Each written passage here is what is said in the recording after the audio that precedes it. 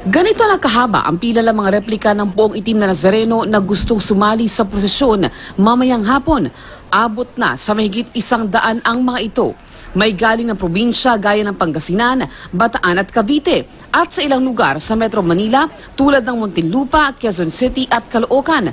Marami rin sa mga deboto na sasama sa prosesyon ng mga replika ang nagpalipas na ng gabi sa Plaza Miranda. Nitong weekend, nag-aerial inspection ang Joint Task Force NCR sa lugar.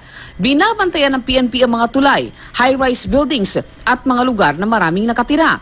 Naka-full alert status pa rin ng NCRPO hanggang matapos ang traslasyon at may mahigit 9,000 silang personnel kahit wala raw kumpirmadong banta. No-fly zone at no-sail zone ang Quirino Grandstand at Quiapo. Puputulin din ang signal and telco sa mga daraanan ng posisyon. Wala tayong imminent or sinasabi nating confirmed na mga threat. Pero alam mo sa atin naman, kahit naman sa mga pang-araw even do sa mga nangyayari sa atin dito, merong mga raw information na merong ganyan, merong ganito, pero these are all unreliable. Sa Quirino Grandstand, itinayo na ang stage para sa pahalik.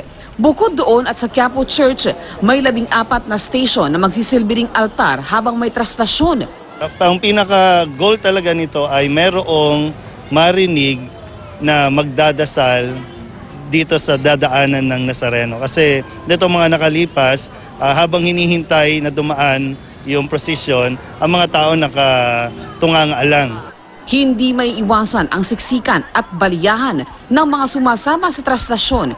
Kaya paalala lamang otoridad na huwag nang magsama ng bata, may sakit o kaya may kapansanan. Huwag magdala ng gamit o ilagay sa transparent na bag kung di may iwasan.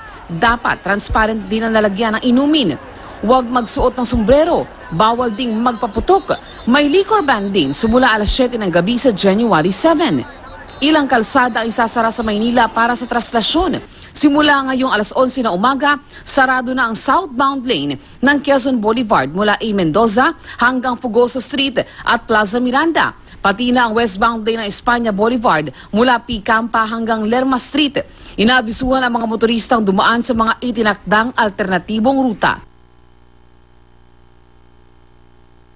Sa pahalik sa Poong Nazareno bukas, mula alas 5 na umaga, isasara ang Katigbak Drive, South Drive at Independence Road. Alas 10 naman ng gabi, isasara muli ang Katigbak Drive at South Drive. Isang lane lamang ng mga kalsadang ito ang madaraanan patungo ng Manila at H2O Hotel. Isasara rin ang northbound lane ng Quezon at MacArthur Bridge mula Bonifacio Shrine at ang Taft Avenue mula Ayala Boulevard hanggang Bonifacio Shrine. May mga alternatibong ruta para sa mga maapektuhan ng pag-asara ng mga naturang kalsada.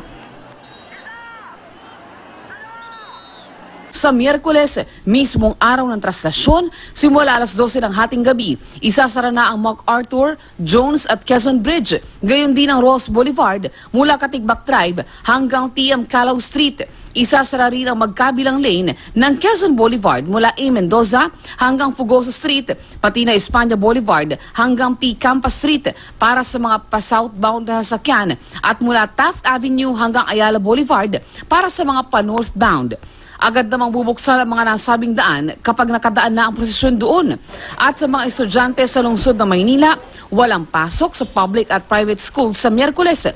Kansilado rin ang pasok sa mga government office sa lungsod, maliban sa mga nagtatrabaho, kaugnay sa traslasyon. Cecil Villarosa, GMA News.